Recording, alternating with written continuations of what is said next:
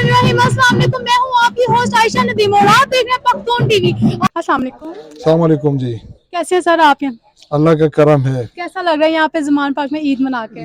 यहाँ पे तो पहली दफ़ा ज़मान पार्क में ईद मनाने के लिए आए हैं खान साहब की कॉल पे, और हम इंशाल्लाह जब भी खान साहब हमको पुकारेंगे हम इंशाल्लाह उस यहाँ पे पहुँचेंगे, क्योंकि खान साहब एक सच्चा लीडर है।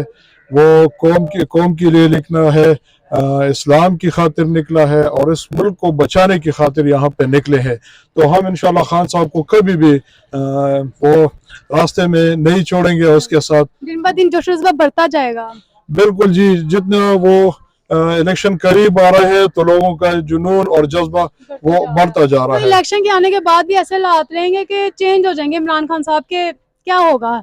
इमरान खान साहब जो बातें करते हैं उस पे पूरा वो उतरते हैं, उसको वो उस पे कायम और दायम रहते हैं, और इंशाल्लाह इमरान खान ही इस पाकिस्तान को, इस मुल्क को और हमारे नौजवान नस्ल को इमरान खान ही बचाएगा। तो महंगाई भी कम होगी इंशाल्लाह।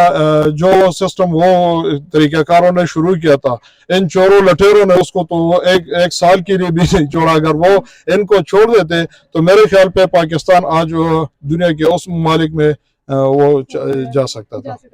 थैंक यू जी। नाज़रीन, आज मैं मौजूद हूँ ज़मान पार्क में। जैसा कि आप लोगों ने देखा कि लोग अपना घर बार सब कुछ छोड़ के इमरान खान की मोहब्बत के लिए ईद का दूसरा दिन सेलिब्रेट कर रहे हैं। ये आप मेरे पीछे हजूम देख रहे हैं, कोई पिंडी से है तो कोई इस्लामाबाद से, कोई सियालकोट से तो कोई सरगोदा से। तमाम लोग इतनी दूर दूर से इमरान खान की मोहब्बत के लिए आए हैं। और अगर अभी तक आपने हमारे चैनल को सब्सक्राइब नहीं किया तो सबसे पहले पख्तून टीवी को सब्सक्राइब कर दें, लाइक कमेंट जरूर कीजिएगा और बताइएगा हमारी वीडियो कैसी लगी।